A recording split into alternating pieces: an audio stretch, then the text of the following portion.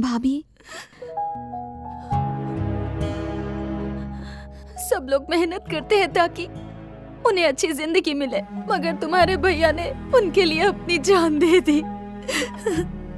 उन्होंने आज तक किसी को तकलीफ नहीं दी, मगर उन्हें मार डाला। अब राम, ये क्या किया तुमने? Are you crazy? अब 1 मिनट रुको। It's bleeding. Oh God, now I will get the bandage. Ram, मैं जानती हूँ कि तुम पर क्या बीत रही होगी, पर एक बात का ध्यान रखना, बदला लेने से तुम्हारे भैया वापस तो नहीं आ जाएंगे। भाभी, जिंदगी में 2 दिन बहुत जरूरी होते हैं। एक जब हम पैदा होते हैं और दूसरा जिस दिन हमें जिंदगी का मकसद मिलता है। आज मैं आपसे एक वादा करता हूं, मेरे भाई की मेहनत जाया नहीं जाएगी। आपने सही कहा, बदला लेने से मेरा भाई वापस नहीं आएगा, लेकिन उन्हें माफ कर दूं, इतना अच्छा इंसान नहीं हूं मैं।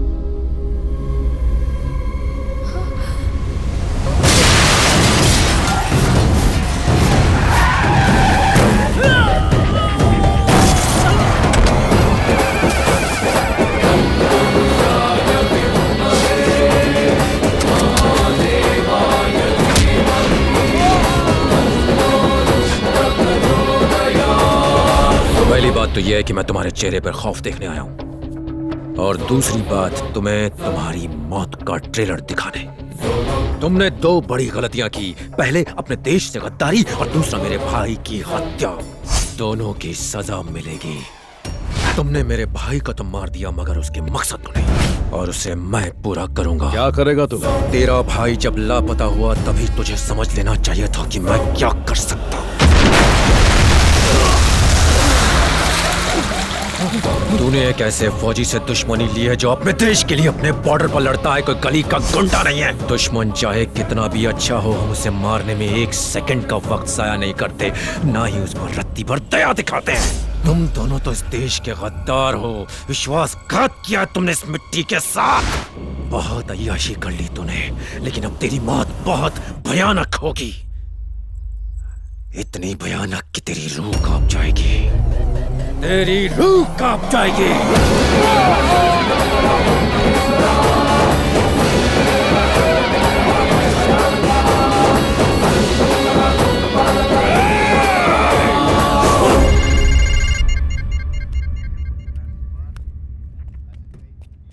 हाँ राम। सर, मुझे पता चल गया कि मेरे भाई को किसने मारा और क्यों मारा।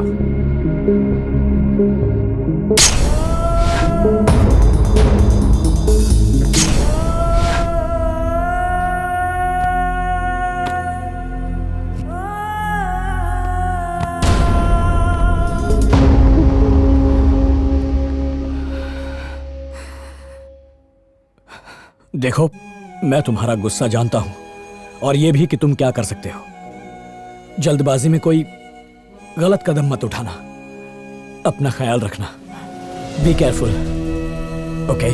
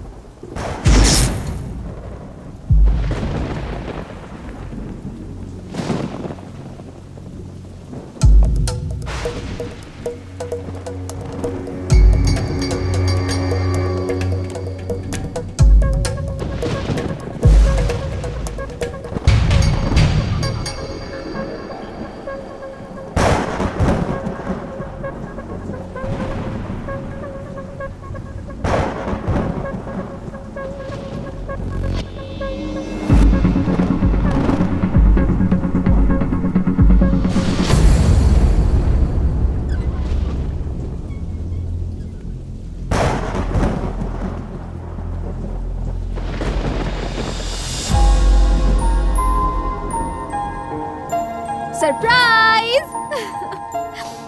Happy birthday Ram. Thanks.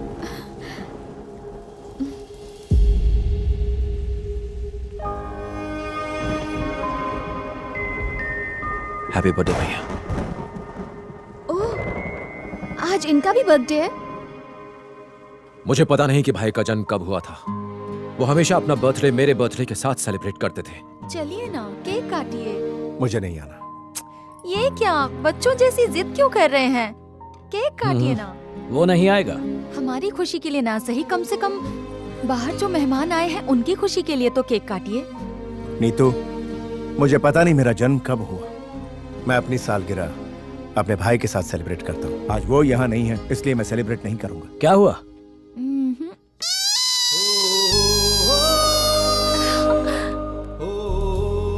Hello भाभी। Hello Ram. Looking nice. Hi चाचू। How are you? I am fine. Ram, तुमने तो कहा था नहीं आओगे। ए, ऐसे अचानक कैसे? क्यों नहीं आना चाहिए था? शुक्र है आ गए। उसने कहा तुम्हारे बिना बाहर नहीं आएगा। किसने? और कौन? तुम्हारा भाई जिद पकड़ कर बैठा है। अब मैं आ गया हूँ तो भाई भी आ ही जाएंगे। चांस ही नहीं है। एक बार नजरें तो घुमाइए। Ram, Happy birthday to you. Happy birthday to you. Happy birthday dear भाई।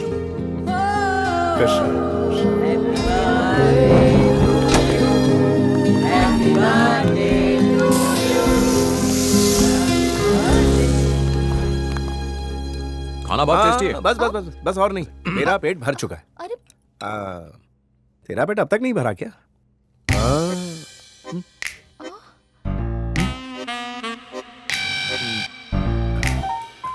भूल गया था, मेरा पेट भी भर गया है। ए, तुम दोनों मिलकर कोई प्लान बना रहे हो ना? नहीं नहीं। तो चुप रहे, मैं संभाल लूंगा, टेंशन मत ले। मेरा भी पेट भर ही साले गया है। साहब, आपकी बहन ने इतने प्यार से खाना बनाया, पेट भर के खाइए और सो जाइए। जब से आपका भाई वापस आया है तब से आप ओवर एक्टिव हो गए हो। नहीं, ऐसा तो कुछ नहीं है। अरे मुझे छोड़ के मैं कहाँ अभी जाता आया। है? मेरा भाई इतने दिनों बाद आया है, उससे बहुत सारी बातें करनी है मुझे। हाँ, अरे मुझे फंसा कर कहाँ आप जा रहे बैठो और हो? खाओ। मैं भी इतना मीठा नहीं खाता मैं। भैया, आप तो खाओ। मुझे यहाँ फंसा दिया, छोड़ूंगा नहीं।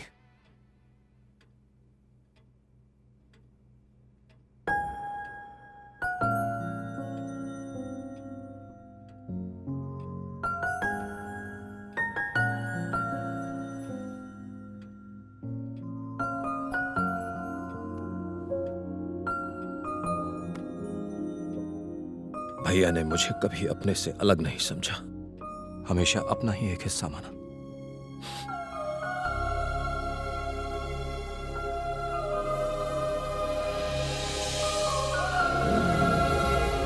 हाँ बोलो, क्या हुआ? भाभी, भाभी, राम, भाभी क्या राम, क्या हुआ? वो लोग, भाभी हुआ क्या है, बोलिए। रेतु, रेतु, रितु,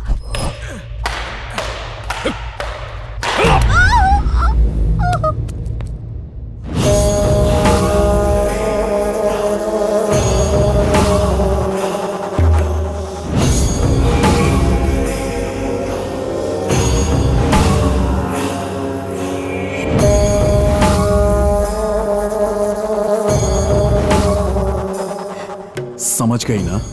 सॉरी। हम भी तुम्हारी बेटी को मारना नहीं चाहते। हमें भी बच्चों से प्यार है, मगर उससे ज्यादा हमें हमारी जिंदगी से प्यार है। वो बिना बाप की बच्ची है, छोड़ दो उसे। उसके बाप की मौत क्यों हुई उसे भी समझना चाहिए ना राम को। अब तुम्हारे लिए बेहतर ये होगा कि जैसा हम कहें वैसा करो, वरना तुम्हारी बेटी मारी जाएगी। बोलो क्या करना होगा मुझे? गुड, तुम स्मार्ट हो, पर तुम्हारे पति में अकल नहीं थी। 1 घंटे में हमारी गाड़ी तुम्हारे घर के सामने आएगी। राम से कहो सबूतों के साथ चुपचाप गाड़ी में बैठ जाए। तुम्हारे पति ने सुसाइड किया और तुम्हारा देवर एक्सीडेंट में मर जाएगा। जिसे देश के लिए शहीद होना था वो सड़क पर बेमौत मारा जाएगा। उसे पकड़ने का बंदोबस्त हो चुका है। जैसे ही वो पकड़ा जाएगा, तुम्हारी बेटी तुम्हारे घर पहुंच जाएगी।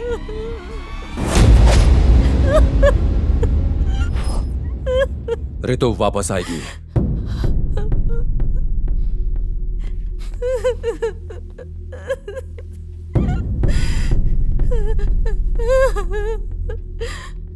राम, अगर तुम गए तो तुम्हारे वापस आने की उम्मीद भी खत्म हो जाएगी।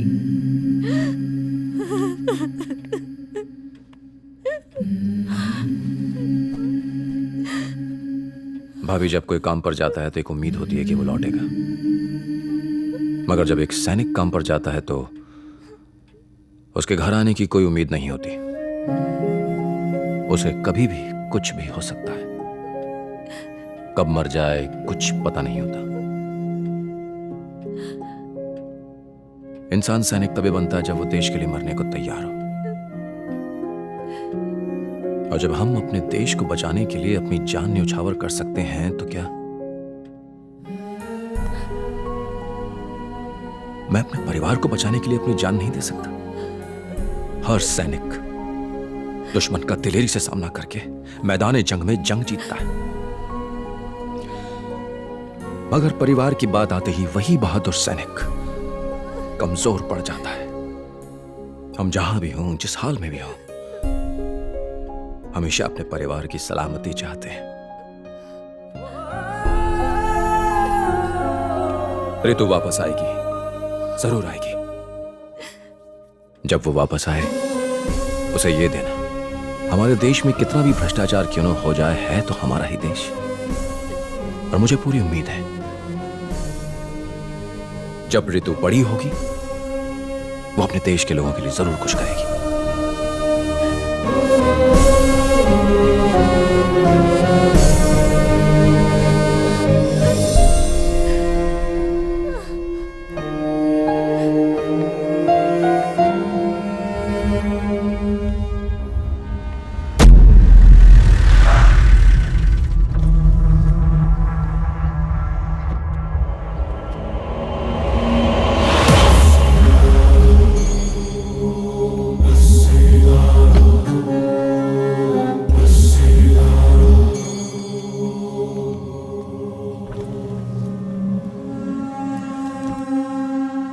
नमस्ते कैप्टन राम। आज देशभक्ति और देश प्रेम के बारे में बात नहीं करेंगे। क्यों, सांप सूंघ गया क्या? परिवार के सामने देश का प्यार फीका पड़ गया ना। मुझे लगा तू शेर की तरह गरजते हुए आएगा, लेकिन तू तो गीदड़ की भांति मेरे सामने आकर खड़ा है। जानता है मेरा क्या कहने का मन कर रहा है? चल साहब के सामने सलामी मार। बड़ा आया देशभक्त। तू एक पॉलिटिशियन है और सैनिक के बारे में इससे ज्यादा नहीं जानता। गलती तेरी नहीं है, उन लोगों की है जिन्होंने तुझे वोट दिया। बंद कर तेरी चपड़ चपड़। हमें लोगों ने वोट दिया भी और हम जीत भी गए। अब कान खोलकर मेरी बात ध्यान से सुन। तो उस गाड़ी में बैठ के जाएगा, आगे एक्सीडेंट होगा और उसी के साथ तेरे भाई का जेनेरिक मेडिसिन का सपना और तू दोनों बूम। ओम नमः शिवाय।